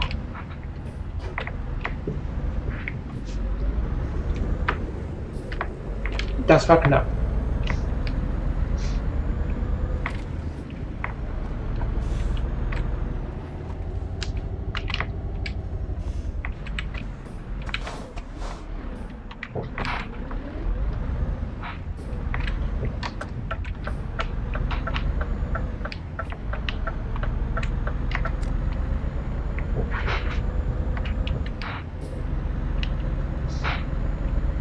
Danke Emily für die 52 Euro Gewinn. Erster Aufenthalt in Örebro.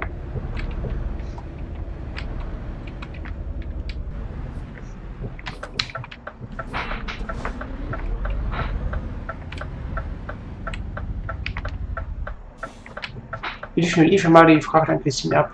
Liebe Unternehmerin, ach weiß ich, wo wir jetzt abliefern.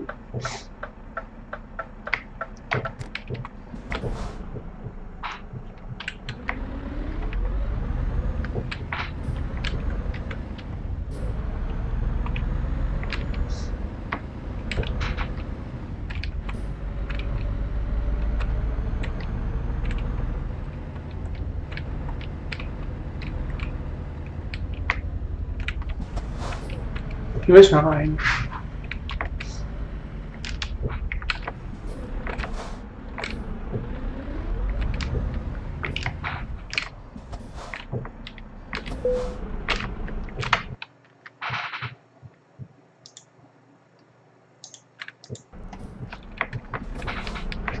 Da muss man sie so Fragen abliefern.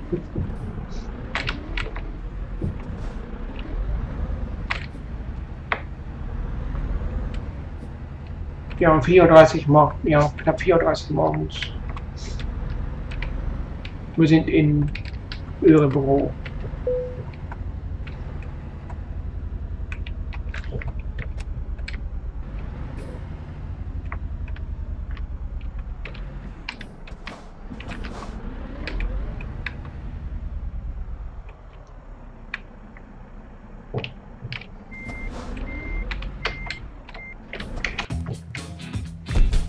Gute Arbeit.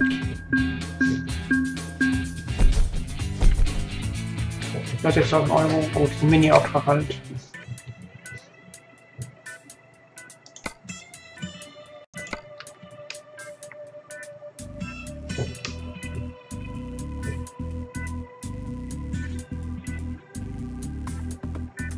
Der ist schön Shopping. Da war ich schon mal. Hier, da war ich schon mal. Da könnt ihr sehen, da war ich schon mal. Oh, nach Bern kann man auch fahren, Norwegen.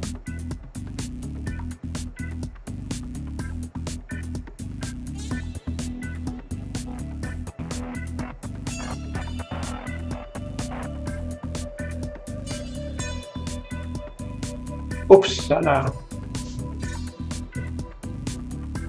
Mühne Hasmann.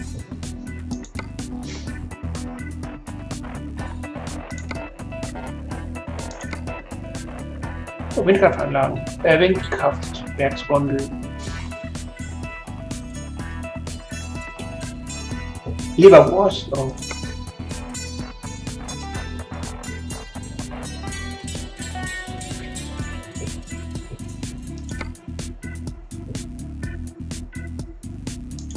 Topfpflanzen.